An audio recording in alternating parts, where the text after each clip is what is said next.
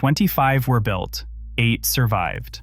By 1959, every last one fell silent.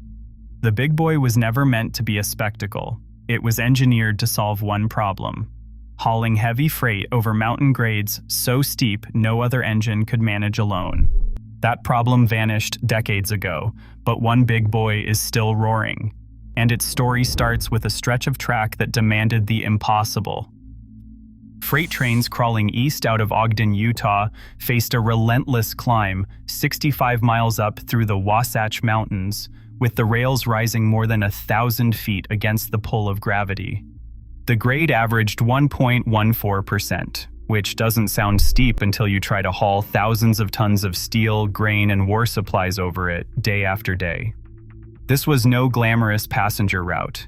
It was a bottleneck, a place where traffic piled up, schedules slipped, and the limits of steam power were tested every shift.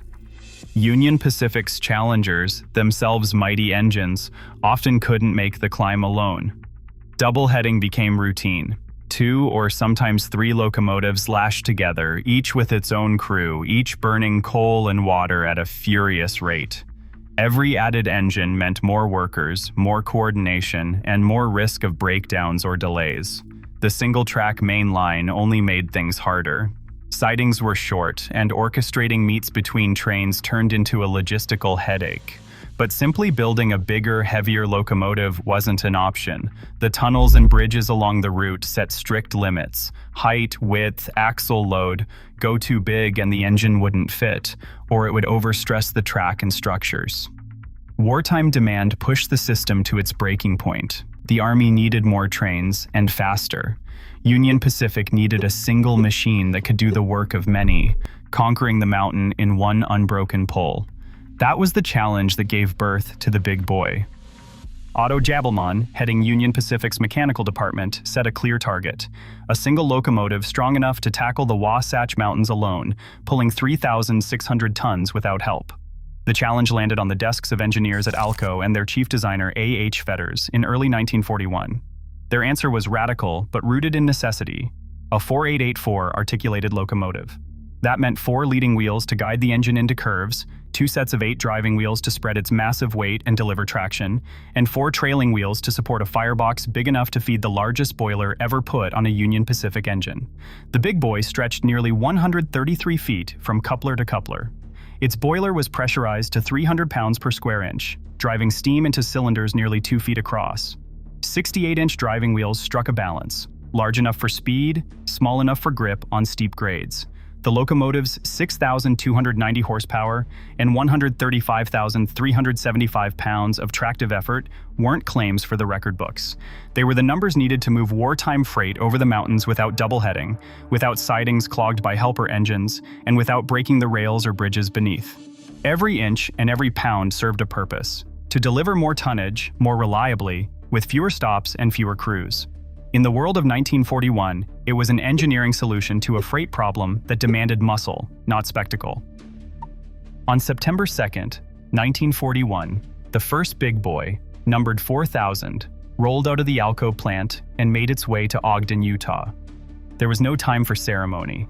Wartime demand pressed every locomotive into immediate service, and number 4000 was handed a simple but daunting assignment: take a 3,600-ton freight train up the Wasatch Grade alone. On September 9th, the test run began. The train moved out of Ogden and started its 65-mile climb, loaded with steel, grain, and military supplies. No helper engines waited in the sidings. No backup crews stood by. The big boy's 300 pounds per square inch boiler and 16 driving wheels dug in, and the mountain gave way. The unassisted climb wasn't just a publicity stunt. It was a proof of concept, measured in tons moved and hours saved. Wartime traffic on the Ogden to Green River corridor surged by nearly 40% over pre-war levels, with the War Production Board setting clear targets for throughput. The big boys met those demands by replacing double-headed Challengers, cutting labor in half and freeing up track for more trains. Operating logs from the 1940s show big boys moving 3,600-ton trains up the grade at 25 to 30 miles per hour, day after day, with fewer stops for water and coal than the engines they replaced. The real measure of success was not in horsepower claims or record runs, but in the steady movement of freight. By eliminating the need for helper engines, the big boys turned a mountain bottleneck into a reliable artery for the war effort. Their reputation was earned on the rails, not in the roundhouse. For Union Pacific, the big boy was less a marvel than a tool, a machine that did exactly what the railroad needed when it mattered most. By the early 1950s, the logic behind steam power on American railroads began to unravel. Diesel-electric locomotives arrived with a new promise: do the same work, but faster, cheaper, and with less fuss. For Union Pacific, the numbers told the story. Diesel fuel cost less per unit of power than the coal and oil that kept a big boy's firebox burning. A diesel could run with one crew instead of two, no need for both an engineer and a fireman, and that alone cut labor in half. Maintenance changed too. Where a big boy needed frequent inspections, shop time, and a network of water towers and coaling stations, a diesel could go 30,000 miles between major overhauls. Turnaround time dropped from nearly 2 days to about 12 hours.